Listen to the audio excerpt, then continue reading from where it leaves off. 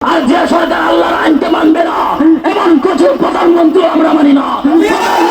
সুনামগঞ্জ জেলার তাহিরপুর থানার অন্তর্গত বাদাঘাট এলাকার এক কুলাঙ্গার প্রিন্স রায় বিট্টু নামে এই কুলাঙ্গার আমার রাসূলুল্লাহ সাল্লাল্লাহু আলাইহি ওয়াসাল্লামকে নিয়ে কটূক্তি করেছে এবং ইসলামকে নিয়ে কটূক্তি করেছে।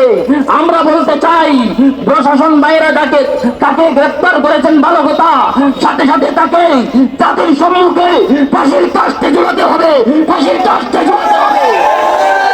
এই বাংলার জমিন শাহজালাল মুজাল্লাদি আহমেদের জমিন, এই বাংলার জমিন 95% মুসলমানের জমিন।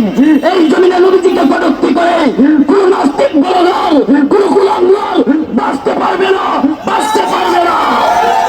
আমরা বলতে চাই অতি সত্বর এই কুলাঙ্গার প্রিন্স রায় দীপ্তকে জাতির সম্মুখে হত্যা করতে হবে।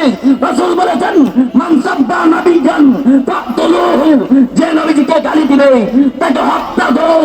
আমরা বলতে চাই মাননীয় প্রধানমন্ত্রী, আপনি যদি এই রায় বাস্তবায়ন না করতে পারেন, ব্যর্থ হন, তাহলে আপনি আল্লাহর আইনকে মানলেন না।